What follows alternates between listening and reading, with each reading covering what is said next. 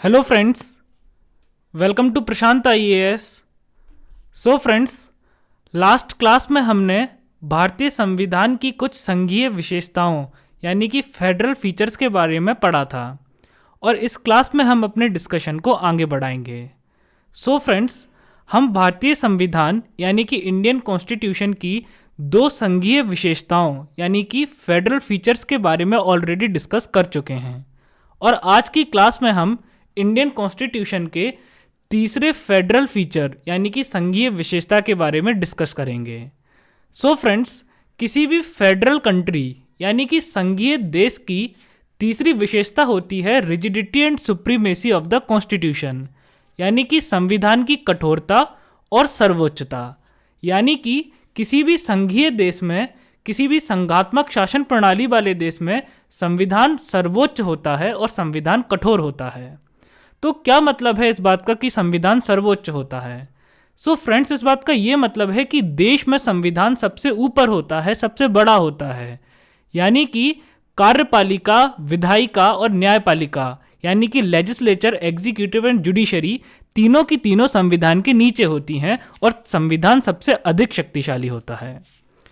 उसके बाद फ्रेंड्स, संविधान की कठोरता से क्या मतलब है, यानी कि what is meant by the rigidity of the constitution. So friends, संविधान की कठोरता से मतलब है कि किसी भी संघीय देश के संविधान को कठोर होना चाहिए, यानी कि रिजिड होना चाहिए। तो क्या मतलब है इस बात का? सो इस बात का ये मतलब है कि उसके जो प्रावधान हैं, उसके जो प्रोविजंस हैं, उनको अमेंड कर पाना, यानी कि उनमें संशोधन कर पाना यानी कि उनको बदल पाना बहुत ज़्यादा मुश्किल हो। यानी कि यदि किसी भी संघीय देश के संविधान में संशोधन करना हो, अमेंडमेंट करना हो, तो उसकी जो प्रोसेस है, उसकी जो प्रक्रिया है, वो बहुत अधिक जटिल हो। अब फ्रेंड्स, यदि संविधान के सभी प्रावधान जटिल ना हो, यानी कि संविधान के सभी प्रावधान कठोर ना हो, यानी कि संविधान के जितने भी प्रावधान हैं उन सभी की जो अमेंडमेंट की प्रोसेस है, जो संशोधन की प्रक्रिया है, वो जटिल ना हो, तो कम से कम संविधान के उन प्रावधानों की संशोधन प्रक्रिया को जटिल होना चाहिए जो केंद्र सरकार और राज्य सरकार के बीच शक्तियों का वितरण करते हैं। यानी कि any federal constitution should at least be rigid in those areas which deals with the distribution of power between centre and states. यानी कि यदि कोई संघीय संविधान पूर्णतः कठोर ना हो, कोई संघीय संविधान यानी कि फेडरल कॉन्स्टिट्यूशन पूरी तरह से रिजिड ना हो, तो एटलीस्ट वो उन एरियाज में रिजिड होना चाहिए, उन क्षेत्रों में रिजिड होना चाहिए या उन प्रावधानों के लिए रिजिड होना चाहिए, कठोर होना चाहिए, जो केंद्र सरकार और राज्य सरकारों के बीच शक्ति वितरण का जिक्र करते हों, जिनमें केंद्र सरकार और राज्य सरकारों के बीच शक्तियों का बंटवारा दिया गया हो। ओके, अब फ्रेंड्स, हम इंडियन कॉन्स्टिट्यूशन को देखेंगे कि क्या इंडियन कॉन्स्टिट्यूशन इस कसौटी पर खरा उतरता है। Does Indian constitution satisfy this condition? So friends, हम जानते हैं इंडिया में कॉन्स्टिट्यूशन सुप्रीम है, यानी कि संविधान सर्वोच्च है। तो भारत में संविधान न्यायपालिका, विधायिका और कार्यपालिका तीनों से ही ऊपर है, यानी कि लेजिस्लेचर, एग्जीक्यूटिव एंड जुडिशरी तीनों से ऊपर है। ओके, तो सबसे पावरफुल कौन है इंडिया में? इंडिया में कॉन्स्टिट्यूशन सबसे ज़्यादा पावरफुल है, यानी कि इंडियन कॉन्स्टिट्यूशन पहली कंडीशन को सेटिस्फाई करता है, यानी कि पहली कसौटी पे खरा उतरता है। अब हम दूसरी कंडीशन को चेक करते हैं। सो फ्रेंड्स, क्या इंडियन कॉन्स्टिट्यूशन रिजिड है, यानी कि क्या भारत का जो संविधान है वो कठोर है? सो फ्रेंड्स, भारत का संविधान वैसे तो लचीला है, लेकिन भारत का संविधान उन एरियाज में, यानी कि उन प्रावधानों के लिए बहुत अधिक कठोर है जो केंद्र सरकार और राज्य सरकारों के बीच शक्ति के वितरण का उल्लेख करते हैं। ओके, सो इंडियन कॉन्स्टिट्यूशन वैसे तो लचीला है, यानी कि फ्लेक्सिबल है, लेकिन इंडियन कॉन्स्टिट्यूशन यानी कि भारतीय संविधान उन एरियाज में, यानी कि उन प्रावधानों के लिए बहुत अधिक कठोर है, बहुत अधिक रिजिड है, जो केंद्र सरकार और राज्य सरकारों के बीच शक्ति के वितरण का उल्लेख करते हैं। Okay, so friends, Indian constitution में 5 ऐसे क्षेत्र हैं, 5 ऐसे मेजर एरियाज हैं जो सेंट्रल गवर्नमेंट और स्टेट गवर्नमेंट्स के बीच शक्तियों का बंटवारा करते हैं। ओके, सो भारत के संविधान में 5 ऐसे मेजर एरियाज हैं, यानी कि संविधान के 5 ऐसे प्रमुख क्षेत्र हैं जो केंद्र सरकार और राज्य सरकारों के बीच शक्तियों का बंटवारा करते हैं। अब फ्रेंड्स, ये जो 5 एरिया हैं, इनकी जो अमेंडमेंट प्रोसेस है, यानी कि इनकी जो संशोधन प्रक्रिया है, ये अनुच्छेद 368 यानी कि आर्टिकल 368 में दी हुई है। तो हम देखते हैं कि क्या है एक्चुअल में इनके संशोधन की प्रक्रिया, यानी कि इनके अमेंडमेंट की प्रोसेस, ताकि हमें ये आइडिया लग सके कि वास्तव में संविधान इन 5 क्षेत्रों के लिए, इन 5 मेजर एरियाज के लिए कितना अधिक जटिल है, कितना अधिक कठोर है या रिजिड है। सो फ्रेंड्स, यदि संविधान के ऐसे किसी भी प्रावधान को हमें संशोधित करना हो, यानी कि if we have to amend any of the provision of Indian constitution, जो कि केंद्र और राज्य के बीच शक्तियों के बंटवारे के बारे में उल्लेख करता हो, यानी कि यदि हमें अपने संविधान के ऐसे किसी भी प्रावधान को संशोधित करना है या फिर अमेंड करना है जो कि केंद्र सरकार और राज्य सरकारों के बीच शक्तियों के बंटवारे का उल्लेख करता हो, तो उसके लिए जो बिल है वो लोकसभा में भी पेश किया जा सकता है और राज्यसभा में भी पेश किया जा सकता है। ओके, लेकिन फ्रेंड्स, मान के चलिए अब वो बिल लोकसभा में पेश कर दिया गया। सो अब बिल जब लोकसभा में पेश कर दिया गया तो उस बिल को पास करने के लिए कौन सी मेजोरिटी चाहिए? सो उस बिल को पास करने के लिए majority of 2/3 of the members present and voting supported by over 50% of the total strength of the house, यानी कि उपस्थित और मतदान करने वाले सदस्यों में से 2/3 का बहुमत, जो कि सदन की कुल सदस्यता का 50% से अधिक हो, तो ए वाली मेजोरिटी या ए वाला बहुमत चाहिए। अब फ्रेंड्स, अगर आपको ए वाला बहुमत समझ में ना आया हो तो आप पिछली क्लास में जाके इस बहुमत के बारे में डिटेल में पढ़ सकते हैं, क्योंकि इसकी जस्ट पिछली क्लास में मैंने सारे मेजोरिटी के जो टाइप्स थे उनको बहुत डिटेल में एक्सप्लेन किया है। ओके, सो ए वाली जो स्पेशल मेजोरिटी है, ए वाली जो विशेष बहुमत है, वो बहुत ज़्यादा डिफिकल्ट है। क्यों? क्योंकि इसमें आपको सदन में जो उपस्थित लोग हैं और जो मतदान कर रहे हैं, सबसे पहले तो उनके 2/3 का बहुमत चाहिए। उसके बाद जो ये संख्या आ रही है उसको सदन की कुल सदस्यता से, यानी कि टोटल स्ट्रेंथ से 50% से ज़्यादा होना चाहिए। ओके, सो ये वाला बहुमत बहुत डिफिकल्ट, यानी कि बहुत कठोर बहुमत है। इसको संसद में ला पाना बहुत मुश्किल होता है। ओके, सो सबसे पहले बिल लोकसभा से पास होगा, और अब अगर एक बार ये बिल लोकसभा से पास हो गया, उसके बाद इस बिल को राज्यसभा भेज दिया जाएगा। अब राज्यसभा में इस बिल को पास करने के लिए फिर से यही बहुमत चाहिए, यानी कि उपस्थित और मतदान करने वाले सदस्यों में से 2/3 का बहुमत, जो कि सदन की कुल सदस्यता के 50% से अधिक हो। तो ये सेम बहुमत राज्यसभा में भी चाहिए। ओके, सो दोबारा इसकी जो अमेंडमेंट प्रोसेस है, यानी कि संशोधन की प्रक्रिया है, वो और कठिन हो गई, क्योंकि राज्यसभा में भी इतना मुश्किल बहुमत चाहिए। अब फ्रेंड्स, अब अगर ये बिल राज्यसभा से पास हो जाता है इस विशेष बहुमत से, यानी कि इस स्पेशल मेजोरिटी से, तो अब इस बिल को कम से कम 50% राज्यों की विधानसभाओं द्वारा अनुमोदित किया जाना चाहिए साधारण बहुमत से, यानी कि this bill must be approved by at least 50% of the state legislatures bye simple majority, यानी कि इसे साधारण बहुमत से कम 50% राज्य विधानसभाओं द्वारा अनुमोदित किया जाना चाहिए। यानी कि हम जानते हैं भारत में बहुत सारे स्टेट्स हैं, तो भारत में टोटल जितने स्टेट्स हैं, जितने राज्य हैं, ओके, उन राज्यों में से कम आधे राज्यों की विधानसभाएं, कम से कम आधे राज्यों की विधानसभाएं इस बिल को साधारण बहुमत से, यानी कि सिंपल मेजोरिटी से जब अप्रूव कर देंगे, अनुमोदित कर देंगे, उसके बाद ये बिल आगे बढ़ेगा। ओके, सो अब जब आधे राज्यों ने इस बिल को अनुमोदित कर दिया, तो अब ये बिल राष्ट्रपति के पास भेज दिया जाएगा, और फिर जब इस बिल पर राष्ट्रपति के हस्ताक्षर हो जाएंगे, उसके बाद कहीं ये बिल जाके कानून बनेगा, यानी कि संविधान में संशोधन होगा, यानी कि कॉन्स्टिट्यूशन में अमेंडमेंट होगा। तो अब आप समझ गए होंगे फ्रेंड्स कि यदि संविधान के ऐसे किसी एरिया को हमें अमेंड करना है, यानी कि संशोधित करना है, जो केंद्र और राज्यों के बीच शक्ति वितरण के बारे में उल्लेख करता हो, तो उसकी जो संशोधन प्रक्रिया है, यानी कि अमेंडमेंट प्रोसेस है, वो कितनी ज़्यादा डिफिकल्ट है, कितनी ज़्यादा कठोर है। और ना ही तो केंद्र सरकार अकेले इनको संशोधित कर सकती है और ना ही राज्य सरकारें इनको अकेले संशोधित कर सकती हैं। तो केंद्र सरकार और राज्य सरकार जब दोनों चाहेंगे तब भी बड़ी मुश्किल से इन इलाकों को यानी कि इन एरियाज को, इन क्षेत्रों को अमेंड किया जा सकता है। ओके, सो हम इस कंक्लूजन पे पहुंच सकते हैं कि जो इंडिया का कॉन्स्टिट्यूशन है वो दूसरी कंडीशन को भी सेटिस्फाई करता है, यानी कि दूसरी कसौटी पे भी खरा उतरता है।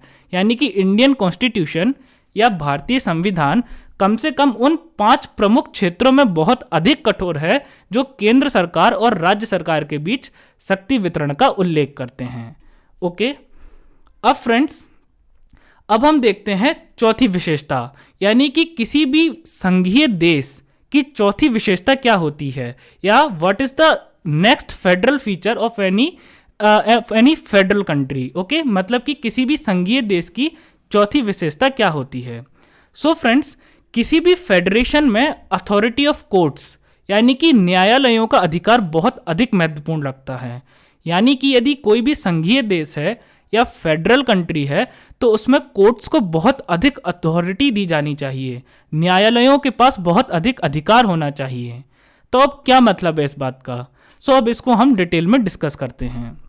सो फ्रेंड्स, मैंने आपको बताया था कि किसी भी संघीय देश में सरकार के 2 स्तर होते हैं, केंद्र सरकार और राज्य सरकार। और केंद्र सरकार और राज्य सरकारों के बीच शक्तियों का वितरण किया जाता है, यानी कि केंद्र सरकार को अलग शक्तियां दी जाती हैं और राज्य सरकारों को अलग शक्तियां दी जाती हैं। जैसे कि भारत में 3 सूचियां हैं, संघ सूची, राज्य सूची और समवर्ती सूची, यानी कि यूनियन लिस्ट, स्टेट लिस्ट और कंकरेंट लिस्ट। अब जो संघ सूची या यूनियन लिस्ट है उसके सब्जेक्ट्स पर यानी कि उसके विषयों पर संसद कानून बना सकता है। जो राज्य सूची या फिर स्टेट लिस्ट है उसके विषयों पर राज्य की जो विधानसभाएं हैं यानी कि स्टेट लेजिस्लेटिव असेंबलीज हैं वो कानून बना सकती हैं। ओके, यानी कि केंद्र सरकार और राज्य सरकारों के बीच शक्तियों का वितरण है। अब फ्रेंड्स, मान के चलिए किसी बात पर केंद्र सरकार और राज्य सरकार के बीच विवाद हो जाता है, कोई डिस्प्यूट हो जाती है, क्वेरल हो जाती है इस शक्ति के वितरण को लेके। मान के चलिए कोई एक शक्ति है जिसके बारे में केंद्र सरकार कह रही है कि नहीं, ये शक्ति मेरी है, यानी कि इस विषय पर मैं कानून बनाऊंगा। लेकिन राज्य सरकारें कह रही हैं कि नहीं सर, आप गलत कह रहे हो, ये शक्ति हमारी है, इस विषय पर हम कानून बनाएंगे। तो अब दोनों के बीच हो गया विवाद। तो अब कोई एक ऐसी अथॉरिटी होनी चाहिए, कोई एक ऐसा निकाय होना चाहिए जो इन दोनों के बीच की जो विवाद है उसको निपटा सके, इन दोनों के बीच सुलह करा सके। ओके, सो एक ऐसी अथॉरिटी होनी चाहिए, एक ऐसी सत्ता होनी चाहिए, एक ऐसा निकाय होना चाहिए जो केंद्र सरकार और राज्य सरकारों के बीच होने वाले विवादों को हल कर सके यदि उनके बीच में कोई विवाद उत्पन्न होता है शक्ति के वितरण को लेकर। ओके, अब फ्रेंड्स, ये जो अथॉरिटी है यानी कि ये जो निकाय है या ये जो बॉडी है, एक केंद्र सरकार और राज्य सरकार दोनों के कंट्रोल से मुक्त होना चाहिए, यानी कि इसको स्वतंत्र होना चाहिए। यानी कि ना तो केंद्र सरकार इसके कार्य में हस्तक्षेप कर सके, ना ही राज्य सरकारें इसके कार्य में हस्तक्षेप कर सकें। क्यों? क्योंकि यदि केंद्र या राज्य में से किसी को भी इसके कार्य में हस्तक्षेप करने की इजाजत दी जाएगी तो वे यही चाहेंगे कि इसका जो निर्णय हो वो हमारे पक्ष में हो। तो ये जो अथॉरिटी है या फिर निकाय है इसको स्वतंत्र होना चाहिए। उसके अलावा ये जो अथॉरिटी है, it should have the power to interpret the constitution, यानी कि इस अथॉरिटी के पास संविधान की व्याख्या करने की शक्ति होनी चाहिए। क्यों? क्योंकि फ्रेंड, संविधान की व्याख्या से क्या मतलब है या फिर इंटरप्रिटेशन ऑफ कॉन्स्टिट्यूशन से क्या मतलब है? सो इस बात का ये मतलब है कि ये जो अथॉरिटी है या ये जो निकाय है वो संविधान के प्रावधानों में से मीनिंग निकाल सके, वो संविधान के किसी प्रावधान को पढ़े और उस प्रावधान का अपने अकॉर्डिंग मीनिंग निकाल सके, उसको एक मीनिंग दे सके। क्यों?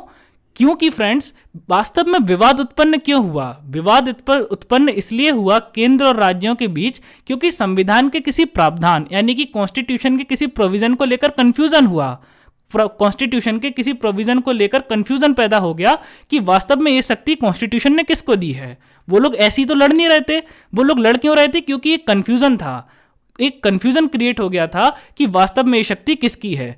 तो ये जो शक्ति है, ये जो सत्ता है, ये जो बॉडी है जो इन दोनों के बीच के विवाद को निपटा रही है, इसके पास ये शक्ति होनी चाहिए कि ये संविधान की व्याख्या कर सके, यानी कि संविधान के जो प्रावधान हैं उनको पढ़ के एक मीनिंग निकाल सके, उनका एक अर्थ निकाल सके। ओके, और फ्रेंड्स ये जो अथॉरिटी है, इसका जो निर्णय है वो केंद्र सरकार और राज्य सरकार दोनों पे बाध्य होना चाहिए, यानी कि केंद्र सरकार और राज्य सरकार इसके निर्णय से मुक्त नहीं हो सकते।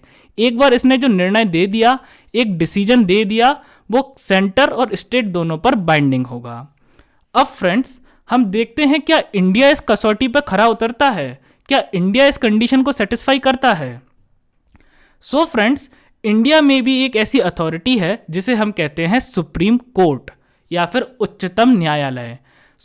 यदि इंडिया में राज्यों और केंद्र सरकार के बीच शक्ति के वितरण को लेकर कोई विवाद हो जाता है तो उच्चतम न्यायालय यानी कि सुप्रीम कोर्ट उनकी जो डिस्प्यूट है, उनका जो विवाद है, उसको सुलझाता है। उसके अलावा फ्रेंड्स जो सुप्रीम कोर्ट है वो सेंटर यानी कि केंद्र से भी मुक्त है और राज्यों के इन्फ्लुएंस से भी मुक्त है। उसके अलावा जो सुप्रीम कोर्ट है, उच्चतम न्यायालय है, उसके पास कॉन्स्टिट्यूशन को इंटरप्रेट करने की पावर है, यानी कि संविधान की व्याख्या करने की पावर है। और इसी कारण से उच्चतम न्यायालय या सुप्रीम कोर्ट को संविधान का कंजर्वेटर भी कहा जाता है, यानी कि संविधान का संरक्षक भी कहा जाता है। तो भारत में संविधान का संरक्षक या कंजर्वेटर ऑफ कॉन्स्टिट्यूशन कौन है? सुप्रीम कोर्ट है। और फ्रेंड्स एक बार इस चीज को आईएएस प्रीलिम्स में क्वेश्चन के रूप में भी पूछा गया था कि इनमें से किसको भारतीय संविधान का संरक्षक या फिर कंजर्वेटर कहा जाता है। तो इसका आंसर था सुप्रीम कोर्ट। क्यों? क्योंकि सुप्रीम कोर्ट के पास ये पावर है कि वो भारत के कॉन्स्टिट्यूशन को इंटरप्रेट कर सकता है, यानी कि उसकी व्याख्या कर सकता है।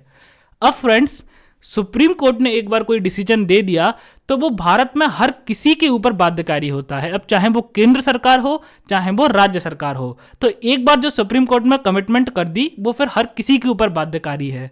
सुप्रीम कोर्ट ने एक बार जो डिसीजन दे दिया अब वो केंद्र को भी मानना है और राज्यों को भी मानना पड़ेगा।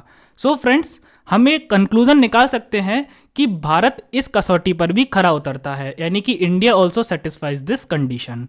ओके, यानी कि जो हमने ये चारों कंडीशन देखी फेडरलिज्म की यानी कि संघवाद की, भारत इन चारों की चारों कंडीशंस पे खरा उतरता है। अब फ्रेंड्स अब हम भारतीय संविधान की एकात्मक विशेषताओं के बारे में अध्ययन करेंगे, यानी कि deviant features of Indian constitution, यानी कि ऐसे फीचर्स जो फेडरल नहीं हैं। तो इंडियन कॉन्स्टिट्यूशन में कुछ ऐसे फीचर्स भी हैं जो फेडरल नहीं हैं, यानी कि जो संघीय नहीं हैं, ऐसे फीचर्स जो कि एकात्मक हैं यानी कि जो यूनिटरी हैं। ओके, अब हम इन फीचर्स के बारे में एक एक करके अध्ययन करेंगे और उसके बाद हम देखेंगे कि क्या हमारा कॉन्स्टिट्यूशन यूनिटरी है यानी कि एकात्मक है या फिर वो फेडरल है यानी कि संघात्मक है। सबसे पहला एकात्मक फीचर या फिर यूनिटरी फीचर है कि states do not have a separate constitution, citizenship, flag और एंथम, यानी कि राज्यों के पास अलग संविधान, नागरिकता, ध्वज या गान नहीं होता है।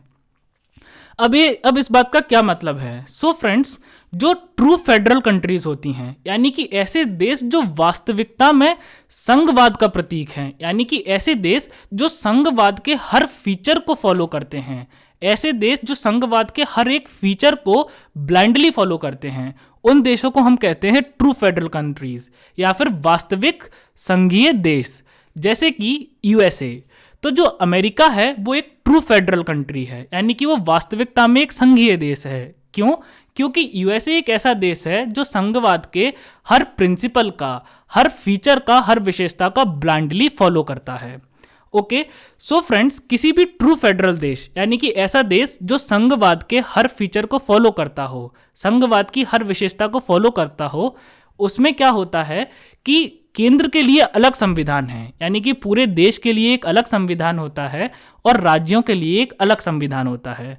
तो जैसे कि हम जानते हैं अमेरिका के 50 राज्य हैं, तो पूरे अमेरिकी देश का एक अलग संविधान है और हर एक राज्य का अपना अलग अलग संविधान है।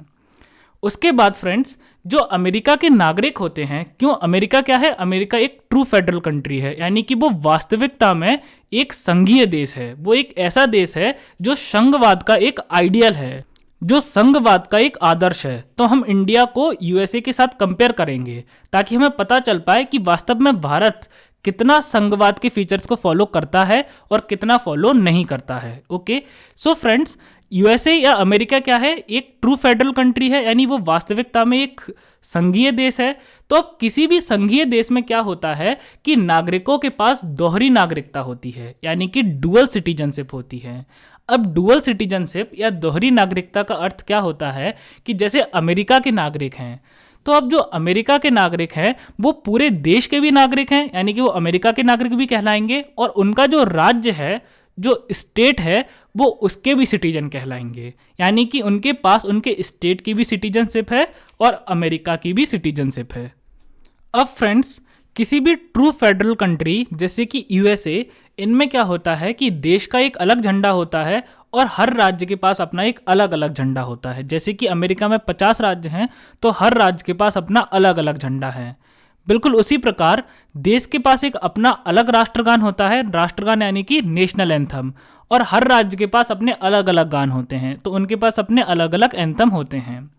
लेकिन फ्रेंड्स, अब इंडिया में क्या सिस्टम है कि इंडिया में केवल एक कॉन्स्टिट्यूशन है, यानी कि इंडिया का जो कॉन्स्टिट्यूशन है वो केवल एक कॉन्स्टिट्यूशन है और वो पूरे देश के लिए है। इंडिया के जो राज्य हैं जैसे कि मध्य प्रदेश, केरला, तेलंगाना, उत्तर प्रदेश, इनके पास अपने अपने संविधान नहीं हैं। क्या आपने सुना है कि मध्य प्रदेश का कोई संविधान है? तमिलनाडु का कोई संविधान है? नहीं। क्यों? क्योंकि भारत का केवल एक संविधान है वो, और वो पूरे भारत देश के लिए है। उसके अलावा फ्रेंड्स, इंडिया के जो लोग हैं उनके पास सिंगल सिटीजनशिप है, यानी कि इंडिया के लोगों के पास एकल नागरिकता है। तो सिंगल सिटीजनशिप या एकल नागरिकता का मतलब क्या होता है कि हम लोग सिर्फ और सिर्फ भारत के नागरिक हैं, हम अपने राज्यों के नागरिक नहीं हैं। We are not the citizens of our states, we are the citizen of India. हम भारत के नागरिक हैं, हम अपने राज्यों के नागरिक नहीं हैं। जैसे कि यदि कोई आदमी आंध्र प्रदेश का रहने वाला है तो वो आंध्र प्रदेश का नागरिक नहीं कहलाएगा, वो भारत का ही नागरिक कहलाएगा, और वो आंध्र प्रदेश का क्या होगा? वो आंध्र प्रदेश का मूल निवासी कहलाएगा। ओके, अब फ्रेंड्स, बिल्कुल उसी प्रकार भारत के पास पूरे देश के लिए केवल एक ध्वज है, यानी कि केवल एक फ्लैग या एक झंडा है, और भारत के जो राज्य हैं जैसे कि एमपी, यूपी, बिहार, इनके पास अपने अपने अलग अलग झंडे नहीं हैं। उसके बाद फ्रेंड्स, जो एंथम होता है यानी कि गान होता है, सो इंडिया में केवल एक ही राष्ट्रगान है, यानी कि एक ही नेशनल एंथम है, जो कि हम जानते हैं क्या है? जनगण मन। ओके, सो पूरे इंडिया के लिए केवल एक नेशनल एंथम है, केवल एक राष्ट्रगान है। किसी भी राज्य के पास अपना अलग राज्य गान नहीं है, इनके पास अपना अपना स्टेट एंथम नहीं है। ओके, सो इंडियन कॉन्स्टिट्यूशन का जो ये फीचर है वो एक ट्रू फेडरल कंट्री, यानी कि जो एक वास्तविकता में संघीय देश है, उससे अलग है। यानी कि हम ये कह सकते हैं कि भारतीय संविधान की ये जो विशेषताएं हैं वो एकात्मक हैं या फिर यूनिटरी हैं। अब हम दूसरी विशेषता को देखते हैं। सो फ्रेंड्स, किसी भी ट्रू फेडरल कंट्री यानी कि जो वास्तविकता में संघीय देश हैं जैसे कि अमेरिका, उनमें क्या होता है कि देश के लिए अलग न्यायपालिका होती है और राज्यों के लिए अलग न्यायपालिका होती है। जैसे कि अमेरिका का सुप्रीम कोर्ट अलग है, पूरे अमेरिका देश के लिए एक अलग सर्वोच्च न्यायालय है, और जो अमेरिका के राज्य हैं उनके अपने अपने अलग अलग सुप्रीम कोर्ट हैं, यानी कि अलग अलग सर्वोच्च न्यायालय हैं। ओके, और जो अमेरिका का सर्वोच्च न्यायालय है यानी कि सुप्रीम कोर्ट है, उसका राज्यों के सुप्रीम कोर्ट पर कोई भी एडमिनिस्ट्रेटिव कंट्रोल यानी कि प्रशासनिक नियंत्रण नहीं है। राज्यों की न्यायपालिकाएं देश की न्यायपालिकाओं से पूर्णतः स्वतंत्र हैं। ओके, लेकिन फ्रेंड्स, इंडिया में क्या होता है कि states do not have their own judiciary, rather constitution has provided for a single unified judiciary, and in that also centre has a larger से देन द स्टेट्स। यानी कि राज्यों की अपनी न्यायपालिका नहीं होती है, बल्कि संविधान ने एक एकीकृत न्यायपालिका के लिए प्रावधान किया है, और उसमें भी केंद्रों का राज्यों से अधिक प्रभाव होता है। तो क्या मतलब है इस बात का? सो फ्रेंड्स, इस बात का ये मतलब है कि क्या आप जानते हैं एमपी का कोई सुप्रीम कोर्ट है? नहीं। क्या यूपी का कोई सुप्रीम कोर्ट है? नहीं। सो इसका मतलब ये है कि जो इंडिया है, भारत है, उसमें राज्यों के पास अपनी अलग से न्यायपालिका नहीं है। राज्यों के पास एक अलग से न्यायपालिका नहीं है, किसी भी राज्य के पास अपना सर्वोच्च न्यायालय यानी कि सुप्रीम कोर्ट नहीं है। सो भारतीय संविधान में क्या है कि पूरे देश के लिए, पूरे भारत के लिए एक न्यायपालिका का प्रावधान किया गया है, और ये जो न्यायपालिका है वो एकीकृत है, यानी कि ये यूनिफाइड है। सो यूनिफाइड का मतलब क्या है कि सबसे ऊपर है सुप्रीम कोर्ट। सुप्रीम कोर्ट जो सुप्रीम कोर्ट है वो पूरे देश के लिए है। ओके, जितने भी राज्य हैं उन सब राज्यों के लिए भी वही सुप्रीम कोर्ट है। सो केवल एक सुप्रीम कोर्ट है, वही केंद्र के लिए है और वही राज्यों के लिए है। उसके अलावा सुप्रीम कोर्ट से नीचे आते हैं हाई कोर्ट, यानी कि उच्च न्यायालय।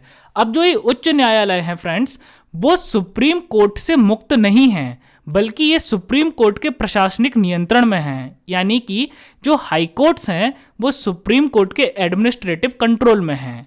या फिर अगर मैं इसका आपको आसान भाषा में समझाऊं तो जो हाई कोर्ट्स हैं उनका बॉस है सुप्रीम कोर्ट, और हाई कोर्ट सुप्रीम कोर्ट के क्या हैं, अधीनस्थ हैं। और सुप्रीम कोर्ट कौन है, सुप्रीम कोर्ट उनका बॉस है। तो हाई कोर्ट्स को वो करना पड़ेगा जो सुप्रीम कोर्ट उनको डायरेक्शन देगा। ओके, सो फ्रेंड्स, इंडिया में हम क्या देखते हैं कि राज्यों के पास अपनी अलग से स्वतंत्र न्यायपालिका नहीं है। पूरे देश के लिए केवल एक न्यायपालिका है, और वो न्यायपालिका जो है वो एकीकृत है, यानी कि उसमें हायरार्की है, वो पूरी यूनिफाइड है। तो सबसे ऊपर है सुप्रीम कोर्ट, उसके नीचे हैं हाई कोर्ट्स, फिर उसके नीचे हैं डिस्ट्रिक्ट कोर्ट, फिर उसके नीचे है सबऑर्डिनेट कोर्ट। तो जो पूरी न्यायपालिका है वो यूनिफाइड है, यानी कि एकीकृत है। उसके अलावा अब फ्रेंड्स, चलो एक न्यायपालिका थी, कोई दिक्कत की बात नहीं। अब अगर ऐसा होता कि ना तो राज्य इस पर इंटरफेयर कर पाते, ना केंद्र इंटरफेयर कर पाता, या अगर कोई इंटरफेयर कर पा रहा तो दोनों बराबर इंटरफेयर कर पाते, तो भी कोई दिक्कत ना थी। लेकिन एक्चुअल में होता क्या है कि न्यायपालिका पर, जो देश की न्यायपालिका है उसमें राज्यों का बिल्कुल भी हस्तक्षेप नहीं होता है, यानी कि राज्यों के पास बिल्कुल प्रभाव नहीं होता है। लेकिन जो केंद्र सरकार है, केंद्र सरकार का कुछ प्रभाव, यानी कि थोड़ा सा जो इन्फ्लुएंस है वो जुडिशरी पर होता है। जैसे कि मैं आपको उदाहरण के तौर पर समझाऊं तो यदि सुप्रीम कोर्ट के जजेस को हटाना है या हाई कोर्ट के जजेस को हटाना है, यानी कि इनको रिमूव करना है, तो इसकी पावर किसके पास है, तो इसकी पावर पार्लियामेंट के पास है, यानी कि संसद के पास है। और संसद क्या है, संसद केंद्र की विधायिका है। तो केंद्र की जो विधायिका है वो सर्वोच्च न्यायालय यानी कि सुप्रीम कोर्ट और उच्च न्यायालय यानी कि हाई कोर्ट के जजेस को हटा सकती है। अब वो कैसे हटा सकती है, इस बात को हम तब पढ़ेंगे जब हम सुप्रीम कोर्ट और हाई कोर्ट के बारे में पढ़ेंगे। एक्चुअल में इनको हटाने की प्रोसेस बहुत ज़्यादा डिफिकल्ट है, लेकिन कम से कम इनके पास पावर तो है हटाने की। लेकिन जो राज्य की विधानसभाएं हैं उनको ऐसी कोई भी पावर नहीं दी गई है। तो जो एक जुडिशरी है उसमें भी सेंटर का ज़्यादा इन्फ्लुएंस है, केंद्र का ज़्यादा प्रभाव है। यानी कि ये जो फीचर है ये एक संघीय फीचर नहीं है। ये कैसा फीचर है, ये एक यूनिटरी फीचर है, यानी कि एकात्मक विशेषता है। अब फ्रेंड्स हम अगली विशेषता की तरफ आगे बढ़ते हैं। सो फ्रेंड्स, किसी भी ट्रू फेडरल कंट्री यानी कि वास्तविक संघीय देशों में क्या होता है, यानी कि ऐसे देश जो संघवाद के सभी फीचर्स को फॉलो करते हैं, तो उनमें क्या होता है कि देश के चुनावों के लिए, यानी कि देश की जो विधायिका है या कार्यपालिका है उनके चुनावों के लिए एक अलग चुनाव आयोग होता है, यानी कि एक सेपरेट इलेक्शन कमीशन होता है। और जो राज्य की जो विधानसभा है या फिर कार्यपालिका है उनके चुनाव के लिए एक अलग इलेक्शन कमीशन होता है, यानी कि एक अलग इलेक्शन कमीशन होता है, यानी कि एक अलग चुनाव के लिए पूरी एक अलग चुनाव आयोग होता है। लेकिन फ्रेंड्स, इंडिया में क्या है कि there is a common election commission to hold the elections for parliament and state legislatures, यानी कि संसद और राज्य विधानसभाओं के चुनाव कराने के लिए एक चुनाव आयोग होता है।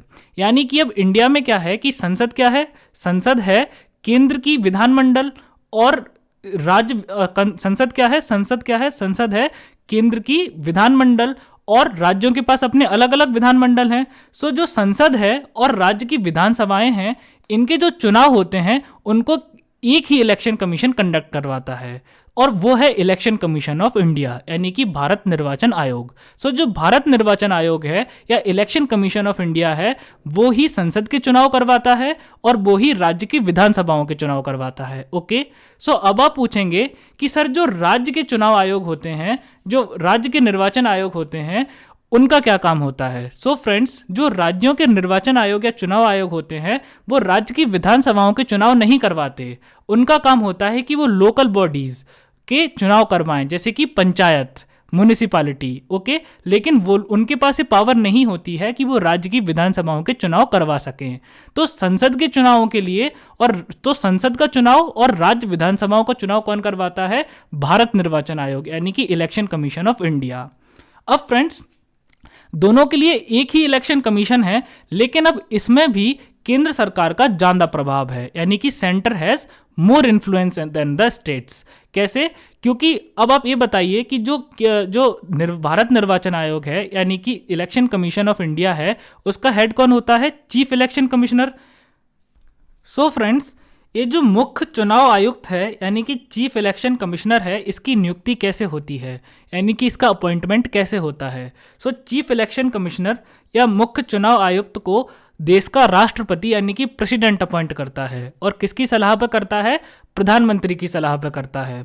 सो फ्रेंड्स, यानी कि हम ये देख सकते हैं कि दोनों के निर्वाचन के लिए, यानी कि केंद्र की संसद के निर्वाचन के लिए और राज्य की विधानसभाओं के चुनाव के लिए केवल एक ही चुनाव आयोग है, और उस चुनाव आयोग में भी केंद्र का प्रभाव अधिक है। तो ये इस बात की ओर संकेत करता है कि एक ऐसा फीचर है, ये भारतीय संविधान का यूनिटरी फीचर है, यानी कि एकात्मक विशेषता है। अब फ्रेंड्स, अब हम बढ़ते हैं अगले फीचर की तरफ। So friends, under article 3 parliament can change the name, area और boundary of a state even without the consent of the state. So क्या मतलब है इस बात का? इस बात का यह मतलब है कि अनुच्छेद 3 के तहत संसद राज्य की सहमति के बिना भी एक राज्य का नाम, क्षेत्र या सीमा बदल सकता है। जैसे कि आंध्र प्रदेश भारत का एक राज्य है, तो यदि भारत की संसद चाहे तो आंध्र प्रदेश का नाम बदल सकती है, और वो आंध्र प्रदेश का नाम बदल के कुछ भी रख सकती है जो संसद की मर्जी हो, ओके। और भले ही आंध्र प्रदेश की मर्जी ना हो कि नहीं सर आप मेरा नाम मत बदलिए, तब भी जो भारत की संसद है वो आंध्र प्रदेश का नाम बदल सकती है।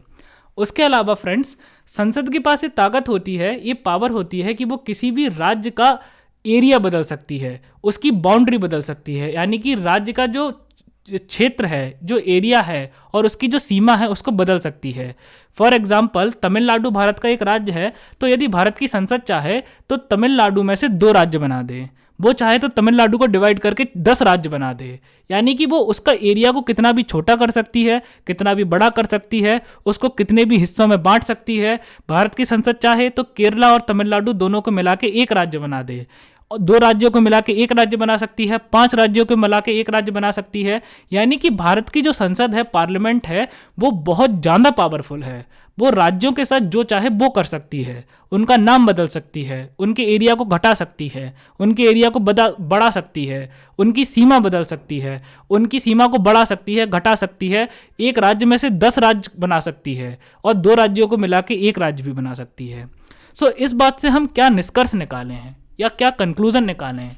फ्रेंड्स, इस बात से हम ये कंक्लूजन निकाल सकते हैं कि भारत में जो राज्य हैं यानी कि स्टेट्स हैं, उनको एक्चुअल में एग्जिस्ट करने का अधिकार भी नहीं है, यानी कि उनको वास्तव में अपना अस्तित्व बनाए रखने का भी अधिकार नहीं है। यानी कि संसद जब चाहे तब उनके अस्तित्व को खत्म कर सकती है। तो अब आप खुद सोच सकते हैं कि वास्तव में राज्यों की कैसी कंडीशन है और इंडिया वास्तव में कितना फेडरल है और कितना यूनिटरी है, ओके। ये फीचर भी इस बात की ओर इंगित करता है कि भारत का जो संविधान है वो यूनिटरी ज्यादा है, यानी कि वो कैसा है, वो एकात्मक ज्यादा है। अब हम अगले फीचर की ओर मूव करते हैं। Friends, during emergency the distribution of power between center and states is suspended. That is, Indian constitution is designed to work as a federal system in normal time but more unitary particularly during emergency. तो क्या मतलब है इस बात का? Friends, आपातकालीन के दौरान यानी कि आपातकाल के दौरान केंद्र और राज्यों के बीच शक्ति का वितरण निलंबित कर दिया जाता है, यानी कि भारतीय संविधान सामान्य समय में संघीय संविधान के रूप में काम करता है, लेकिन आपातकाल के दौरान एकात्मक संविधान के रूप में काम करता है। क्या मतलब है इस बात का? फ्रेंड्स, इमरजेंसी या आपातकाल बहुत टाइप का हो सकता है, जैसे कि नेशनल इमरजेंसी यानी कि राष्ट्रीय आपातकाल, स्टेट इमरजेंसी यानी कि राज्य आपातकाल, फाइनेंशियल इमरजेंसी यानी कि वित्तीय आपातकाल। यदि देश में आपातकाल या इमरजेंसी लगी हो तो उस वक्त जो देश है हमारा वो एक एकात्मक देश की तरह काम करता है। एकात्मक देश की तरह काम करता है का क्या मतलब है? यूनिटरी कंट्री की तरह काम करता है तो क्या मतलब है कि जो केंद्र सरकार है, सेंट्रल गवर्नमेंट है, वो बहुत ज़्यादा पावरफुल बन जाती है। केंद्र सरकार राज्य सरकार की सारी ताकत खुद में ले लेती है, यानी कि राज्य सरकारों की जितनी भी शक्तियां हैं उनको छीनकर केंद्र सरकार को दे दिया जाता है। और इमरजेंसी के दौरान यानी कि आपातकाल के दौरान राज्य सरकारें बहुत अधिक कमजोर बन जाती हैं और केंद्र सरकार बहुत अधिक शक्तिशाली बन जाती है। जैसे कि यदि किसी भी प्रकार का आपातकाल हो तो जैसे कि यदि हम नेशनल इमरजेंसी का एग्जाम्पल लें या राष्ट्रीय आपातकाल का एग्जाम्पल लें, तो राष्ट्रीय आपातकाल या नेशनल इमरजेंसी में केंद्र सरकार को यानी कि संसद को, केंद्र की जो विधानमंडल है यानी कि संसद को ये अधिकार प्राप्त हो जाता है कि वो राज्य सूची यानी कि स्टेट लिस्ट के जितने भी सब्जेक्ट्स हैं, राज्य सूची के जितने भी विषय हैं, वो उन सभी विषयों पर कानून बना सकती है। ओके, सो फ्रेंड्स, इमरजेंसी के दौरान क्या होता है कि इमरजेंसी के दौरान हम एक यूनिटरी कंट्री में कन्वर्ट हो जाते हैं, यानी कि हम एक एकात्मक देश में कन्वर्ट हो जाते हैं, यानी कि राज्यों को बहुत अधिक कमजोर बना दिया जाता है और केंद्र को बहुत अधिक शक्तिशाली बना दिया जाता है। राज्यों की सारी शक्तियां छीनकर केंद्र सरकार को दे दी जाती हैं। और यदि सामान्य समय हो यानी कि नॉर्मल टाइम है, कोई प्रॉब्लम नहीं है, तो केंद्र सरकार के पास अपनी अलग शक्तियां हैं, राज्य सरकार के पास अपनी अलग शक्तियां हैं, कोई किसी के काम में इंटरफेयर नहीं कर रहा है, यानी कि हम सामान्य समय में एक संघीय संविधान के तौर पर काम करते हैं। यानी कि यदि नॉर्मल टाइम है, सामान्य समय है, तो हम कैसा देश हैं, हम एक फेडरल कंट्री हैं, एक संघीय देश हैं। लेकिन अगर कोई आपातकाल आ जाता है, कोई इमरजेंसी आ जाती है, जैसे यदि युद्ध हो जाए, कोई भी विपदा आ जाए, ओके, ये जैसे कि यदि युद्ध हो जाए या फिर सशस्त्र विद्रोह हो जाए, तो ऐसे टाइम पर क्या है, हम एक एकात्मक देश के रूप में काम करते हैं, यानी कि जो केंद्र सरकार है उसको बहुत अधिक शक्तियां दे दी जाती हैं। अब फ्रेंड्स, कुछ दो राजनीति विज्ञान के विद्वान हैं, यानी कि कुछ जो विद्वान हैं वो इस बात को ये मानते हैं कि भारत का जो संघीय ढांचा है उसमें एक दोष है, यानी कि some scholars see this as a flaw और a fault in the federal design of India.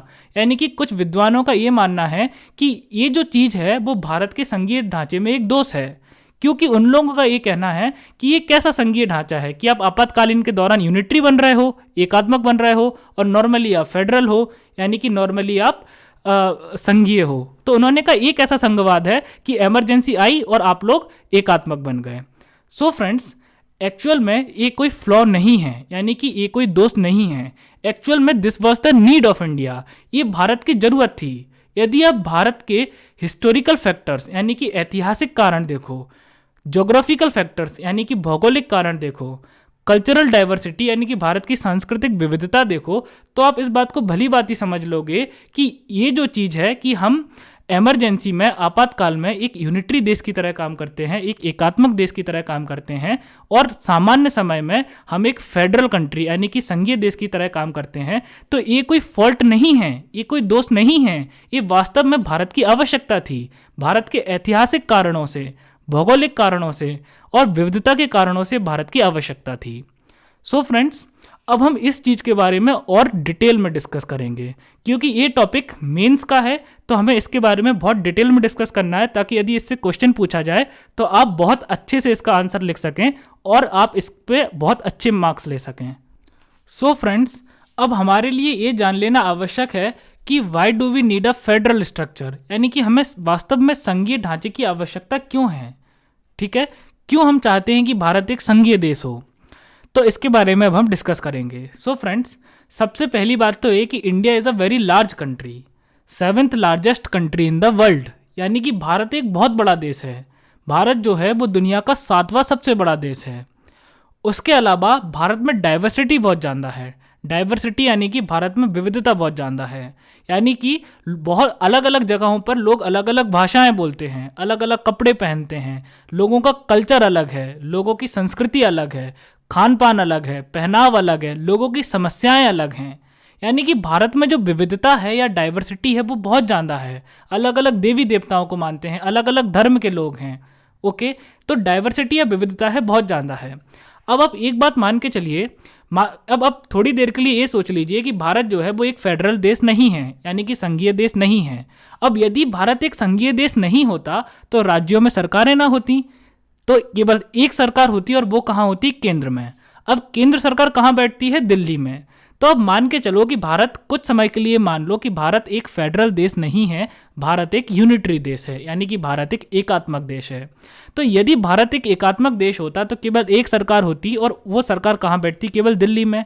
तो अब जो दिल्ली में सांसद बैठे हैं, सांसद यानी कि जो संसद के सदस्य हैं, वही कानून बनाते हैं।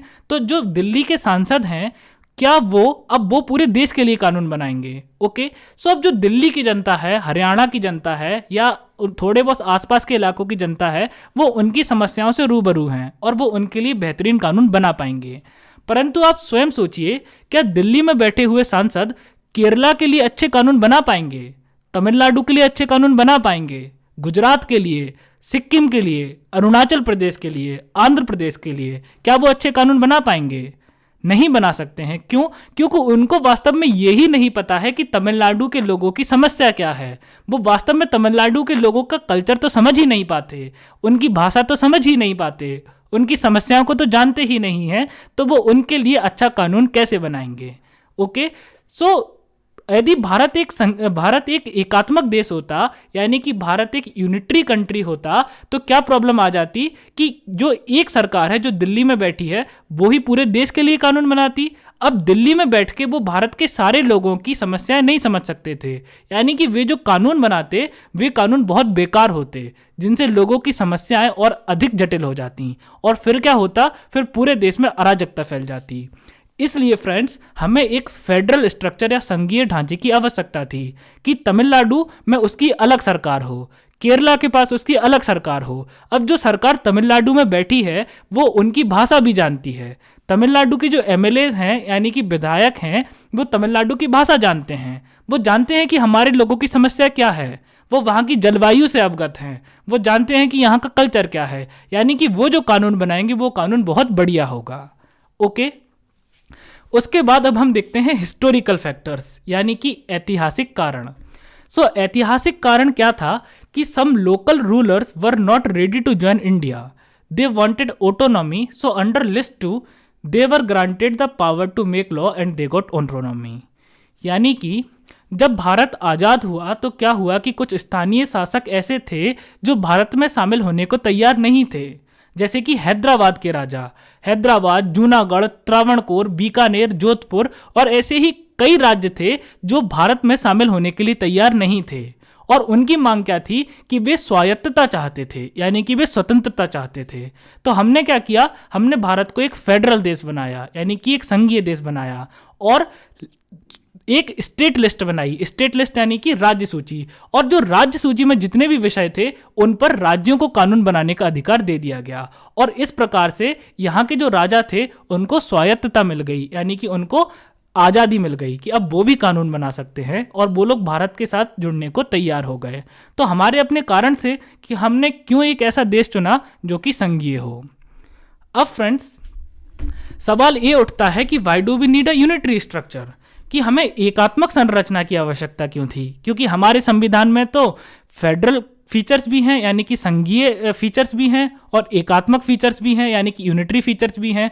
तो ऐसी क्या आवश्यकता थी कि हमको देश के संविधान में एकात्मक फीचर्स यानी कि यूनिटरी फीचर्स को इंक्लूड करना पड़ा? सबसे पहला कारण था सेसेशनिज्म।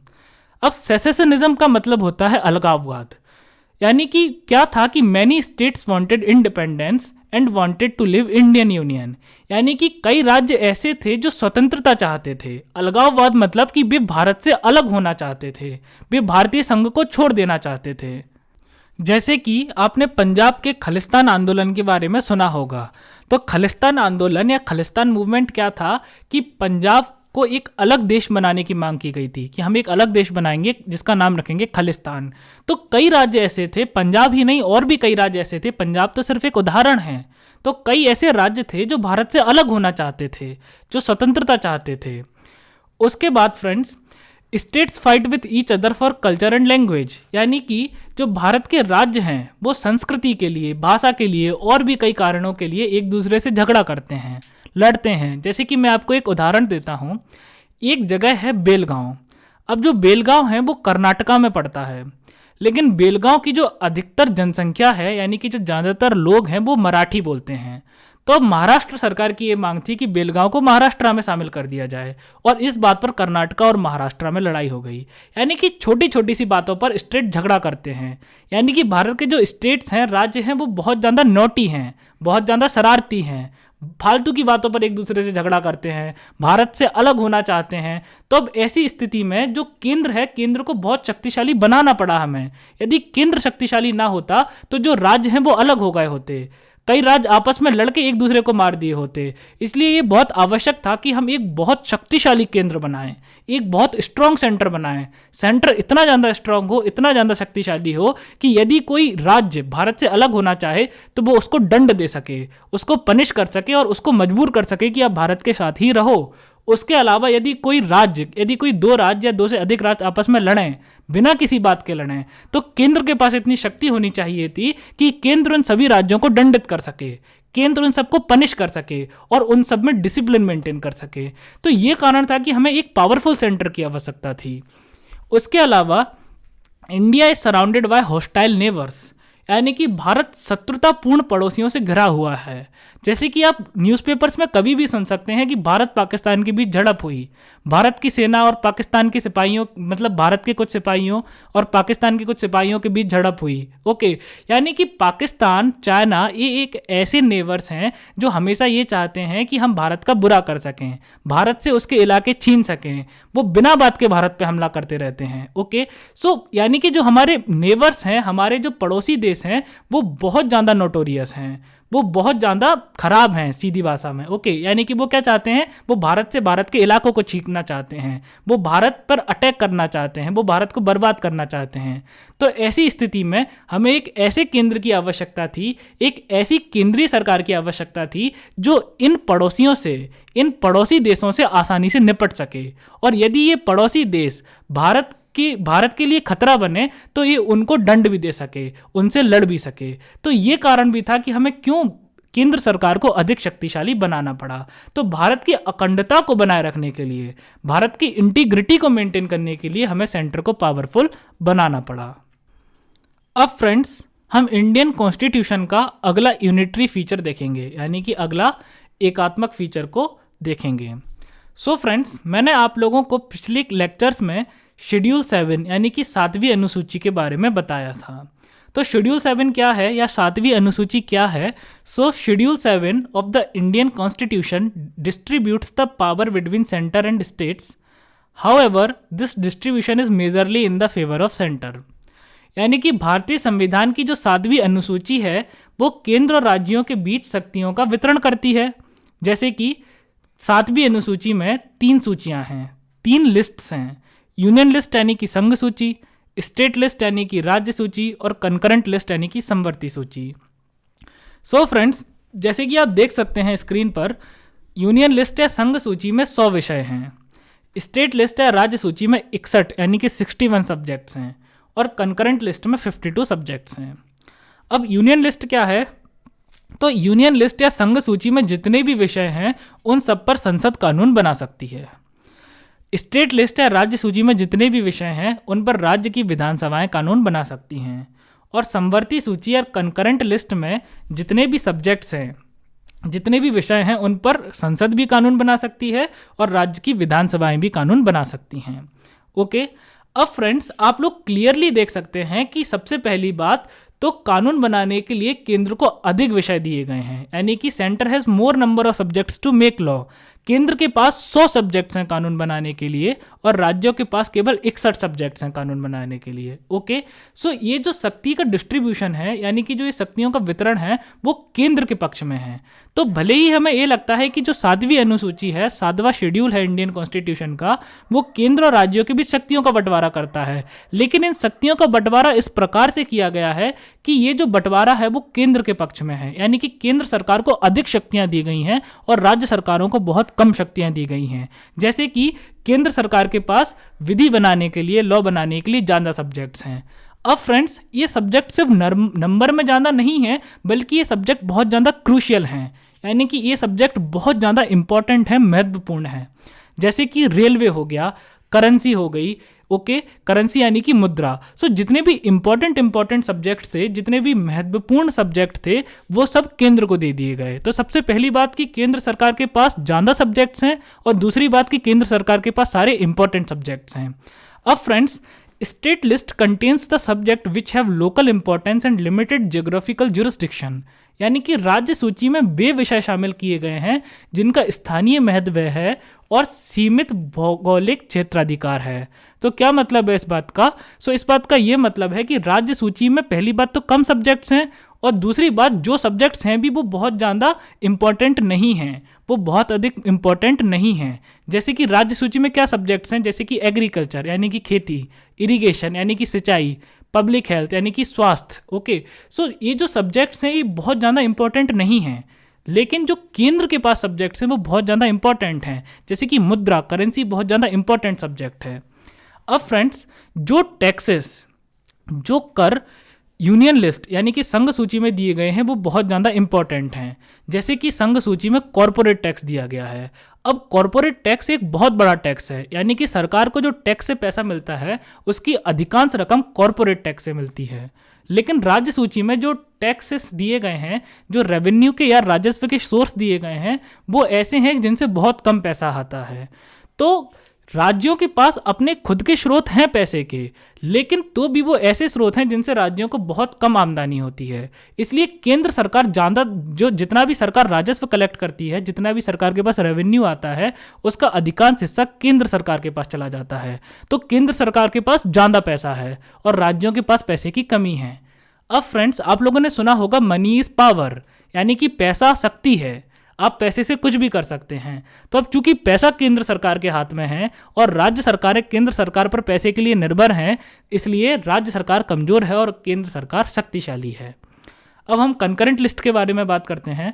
On concurrent list parliament's claim is prior and superior to the states. तो क्या मतलब है इस बात का? इस बात का ये मतलब है कि मैंने आपको बताया कंकरेंट लिस्ट या समवर्ती सूची पर राज्य की विधानसभाएं भी कानून बना सकती हैं और संसद भी कानून बना सकता है। लेकिन फ्रेंड्स, अब मान के चलिए एक कोई समवर्ती सूची का विषय है जिस पर संसद ने भी कानून बनाया और किसी राज्य की विधानसभा ने भी कानून बनाया, और अब दोनों के बीच में यदि लड़ाई हो जाती है, कॉन्फ्लिक्ट हो जाती है, तो जो राज्य का कानून है वो हार जाएगा और संसद का कानून जीत जाएगा, यानी कि संसद का कानून चलेगा। यानी कि जो संसद है उसका समवर्ती सूची पर भी राज्यों से अधिक दावा है। ओके, अब even on the subjects of state list states do not have exclusive jurisdiction. यानी कि फ्रेंड्स, जैसे कि मैंने आपको बताया, पहली बात तो राज्यों के पास कम सब्जेक्ट्स हैं, केवल 61 सब्जेक्ट्स हैं।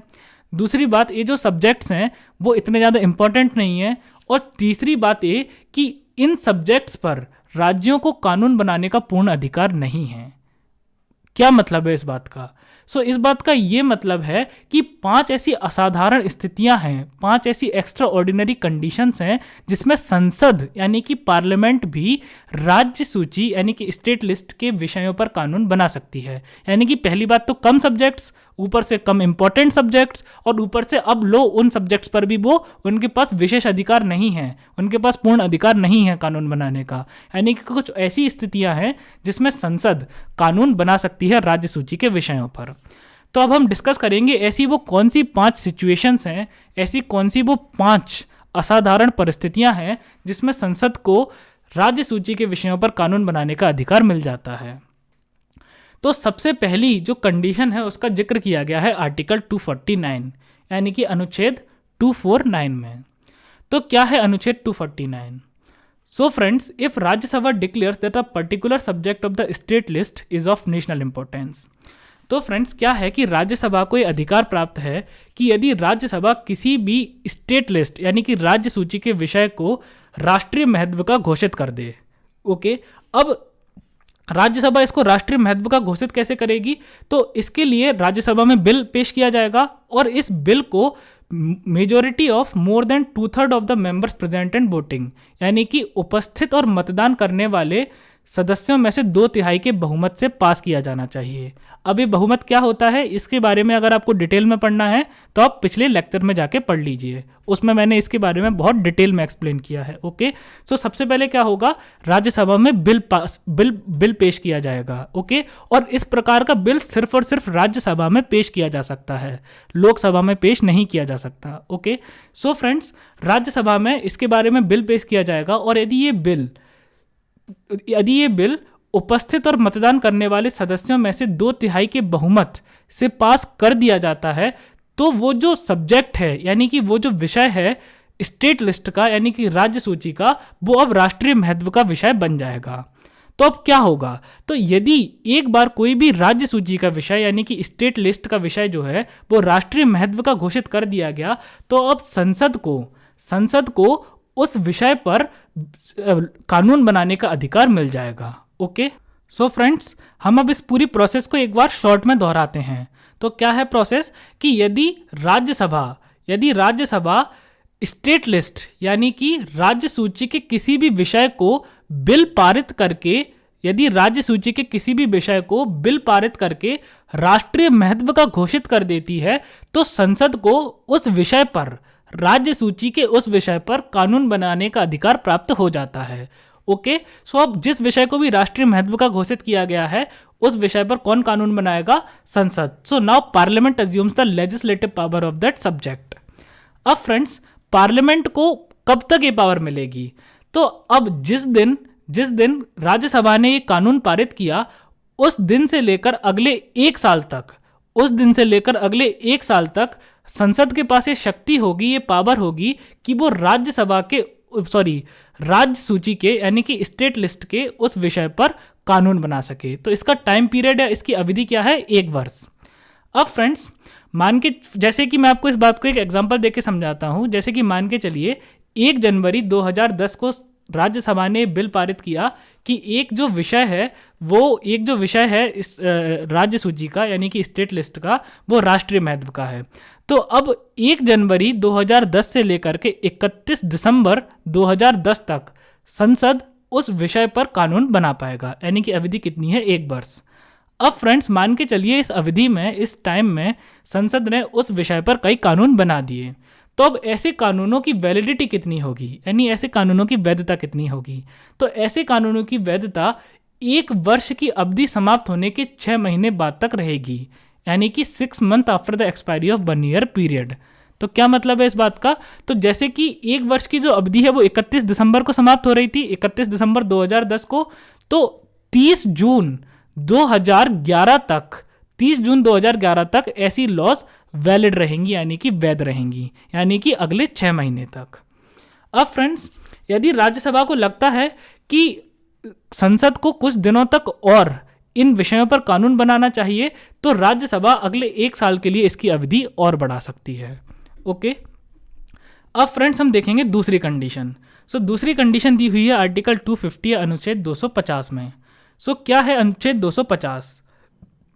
Friends, during national emergency parliament assumes the concurrent law making power over the subjects of state list, यानी कि राष्ट्रीय आपातकाल के दौरान संसद को राज्य सूची के विषयों पर कानून बनाने की शक्ति मिल जाती है। अब इस बात का क्या मतलब है? फ्रेंड्स, जैसे कि मैंने आपको बताया था, नेशनल इमरजेंसी या राष्ट्रीय आपात दो टाइप का हो सकता है या 2 कारणों से हो सकता है। इंटरनल यानी कि आंतरिक कारणों से, और एक्सटर्नल यानी कि बाहरी कारणों से। तो बाहरी कारण जैसे कि युद्ध हो जाए किसी देश के साथ, या घुसपैठ हो जाए यानी कि वॉर या एक्सटर्नल अग्रेशन, और आंतरिक कारण जैसे कि सशस्त्र विद्रोह यानी कि आर्म्ड रेविलियन हो जाए। ओके, यदि देश में राष्ट्रीय आपात लगता है या नेशनल इमरजेंसी लगती है, तो उस दौरान क्या होता है कि संसद को राज्य सूची के सभी विषयों पर, राज्य सूची में जितने भी विषय हैं, जितने भी सब्जेक्ट्स हैं, उन सब पर कानून बनाने का अधिकार मिल जाता है। ओके, अब कंकरेंट लॉ मेकिंग पावर से क्या मतलब है?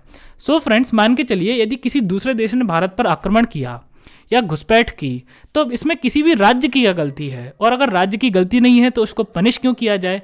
तो कंकरेंट लॉ मेकिंग पावर का मतलब है कि जो स्टेट यानी कि राज्य की विधानसभा है वो भी कानून बना पाएगी स्टेट लिस्ट के सब्जेक्ट्स पे, यानी कि राज्य सूची के विषयों पर, और जो देश की संसद है वो भी राज्य सूची जो है, स्टेट लिस्ट जो है, उसके विषयों पर कानून बना पाएगी। यानी कि दोनों कानून बना सकते हैं, संसद भी कानून बना सकती है और राज्य की विधानसभा भी कानून बना सकती है। किस पर?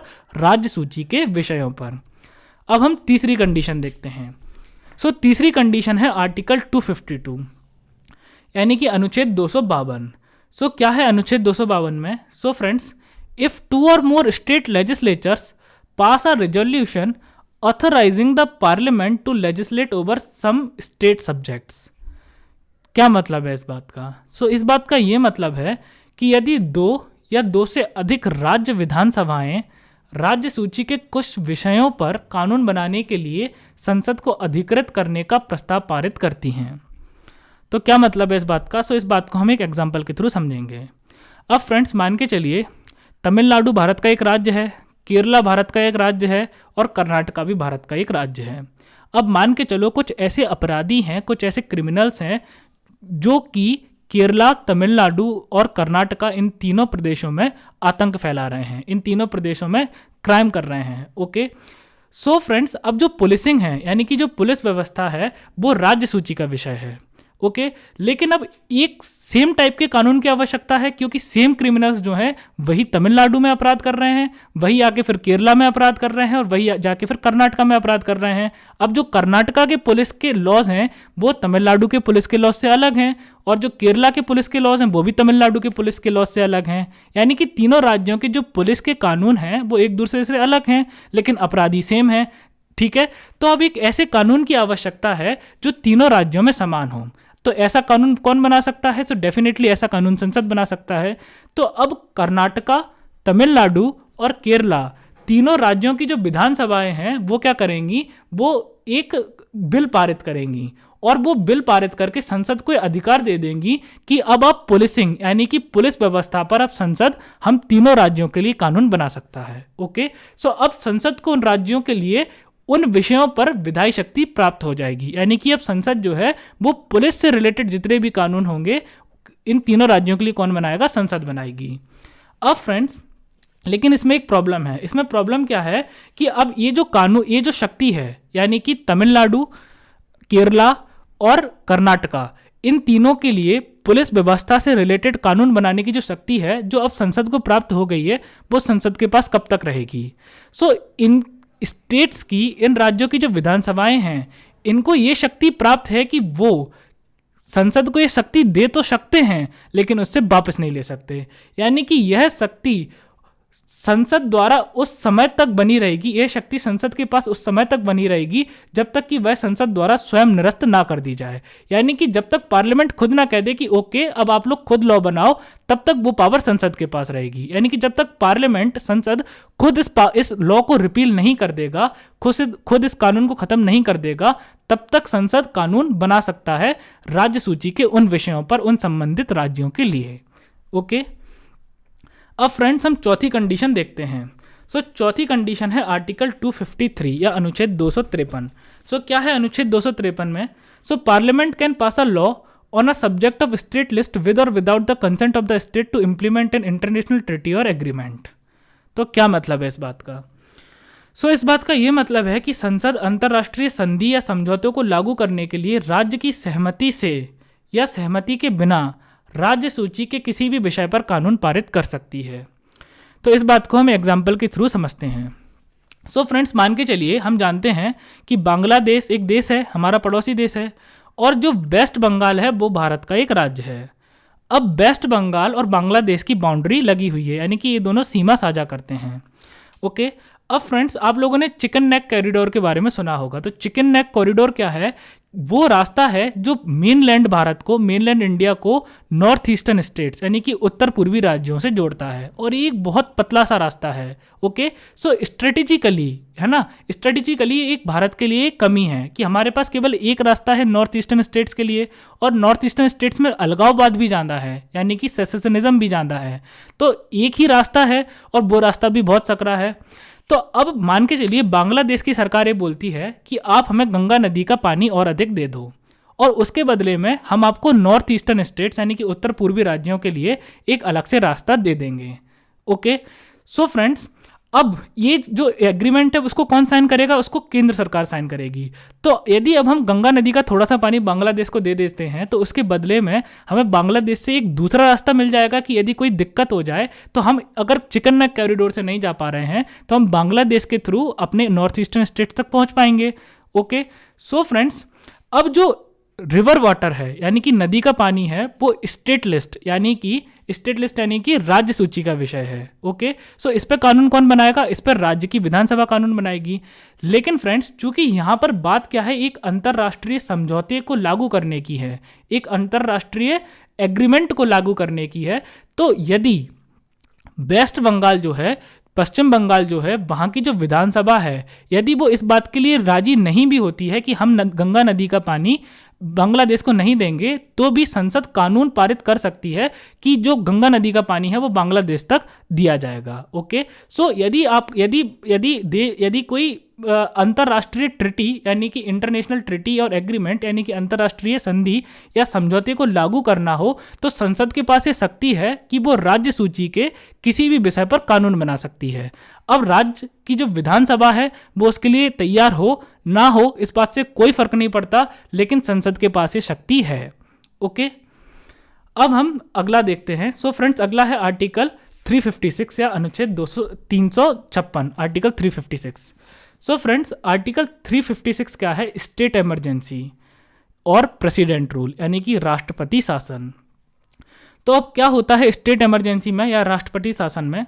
सो फ्रेंड्स, होता क्या है कि मान के चलिए किसी भी स्टेट में, किसी भी भारत के राज्य में यदि संवैधानिक तंत्र विफल हो जाए यानी कि कॉन्स्टिट्यूशनल मशीनरी फेल हो जाए, तो राष्ट्रपति काउंसिल ऑफ मिनिस्टर यानी कि मंत्रिपरिषद की सलाह पर उस राज्य में राष्ट्रपति शासन लागू कर सकता है। ओके, अब संवैधानिक तंत्र का विफल होना या कॉन्स्टिट्यूशनल मशीनरी का फेल होने का मतलब क्या है कि यदि राज्य की जो सरकार है वो संविधान के प्रावधानों के हिसाब से कार्य ना कर रही हो, तो इस बेसिस पर राष्ट्रपति केंद्रीय मंत्रिमंडल की सलाह पर यानी कि काउंसिल ऑफ मिनिस्टर्स की रिकमेंडेशन पर उस राज्य में राष्ट्रपति शासन लागू कर सकता है। अब फ्रेंड्स, यदि किसी राज्य में राष्ट्रपति शासन लागू किया जाता है तो तत्काल प्रभाव से उस राज्य की जो कार्यपालिका होती है यानी कि जो सरकार होती है वो क्या हो जाती है? वो डिसमिस हो जाती है यानी कि वो हटा दी जाती है। ओके, यानी कि सरकार गई, और जो वहाँ की जो विधायिका होती है, विधायिका यानी कि लेजिस्लेटिव असेंबली या फिर विधानसभा होती है, उसको क्या कर दिया जाता है? वो सस्पेंड हो जाती है यानी कि निलंबित हो जाती है। तो सस्पेंड होना या निलंबित होने का मतलब क्या होता है कि उसके जो विधायक हैं वो अभी अपने पद से नहीं हटे हैं, वो विधायक एक्चुअल में हैं, वो अभी अपने पद से नहीं हटे हैं, लेकिन वो अपना कार्य नहीं कर सकते। ओके, सो विधायकों को अभी सस्पेंड किया गया है यानी कि उनको अपने पद से नहीं हटाया गया है, परंतु उनको कार्य करने की अनुमति नहीं है। लेकिन फ्रेंड्स, एक बार ये राष्ट्रपति शासन या प्रेसिडेंट रूल यदि पार्लियामेंट यानी कि संसद के द्वारा अनुमोदित कर दिया जाए यानी कि पार्लियामेंट के द्वारा पास कर दिया जाए, यानी कि जो राष्ट्रपति शासन राष्ट्रपति ने और केंद्रीय विधानमंडल ने लगाया है वो सही है। ओके, सो यदि इस राष्ट्रपति शासन को संसद अनुमोदित कर देती है यानी कि अप्रूव कर देती है, तो अब राष्ट्रपति शासन पूरी तरह से स्टेट में लग जाएगा। तो क्या होगा? तो जैसे ही राष्ट्रपति शासन पूरी तरह से लगेगा तो स्टेट की जो विधानसभा है यानी कि लेजिस्लेटिव असेंबली है, अब वो पूरी तरह से डिसॉल्व कर दी जाएगी। डिसॉल्व कर दी जाएगी यानी कि भंग कर दी जाएगी। तो भंग कर दी जाएगी का मतलब है कि जितने भी विधायक हैं अब उन सबको अपने अपने पदों से हटा दिया जाएगा। ओके, सो अब चूंकि विधानसभा को भंग कर दिया जा चुका है, तो और पहले क्या था, जब तक संसद ने अनुमोदित नहीं किया था तब तक विधायकों को ये अनुमति नहीं थी कि वे कानून बना सकें, वे कार्य कर सकें, और जब एक बार राष्ट्रपति शासन अनुमोदित कर दिया, संसद ने अप्रूव कर दिया, तो अब विधायकों को उनके पद से हटा दिया गया। तो अब विधायक हैं ही नहीं, या जब उनको काम करना के लिए अलाउ नहीं किया गया था, तो स्टेट के लिए कानून कौन बनाएगा? राज्य के लिए कानून कौन बनाएगा? तो अब उस स्टेट के लिए संसद कानून बनाएगी यानी कि पार्लियामेंट कानून बनाएगी। तो संसद को राष्ट्रपति शासन के दौरान किसी भी राज्य के लिए कानून बनाने का अधिकार प्राप्त हो जाता है और वो राज्य सूची के जितने भी विषय हैं उनके लिए कानून बना सकता है। सो फ्रेंड्स, आज के लिए बस इतना ही। अब अगली क्लास में हम भारतीय संविधान की कुछ अन्य एकात्मक विशेषताओं यानी कि यूनिटरी फीचर्स के बारे में चर्चा करेंगे।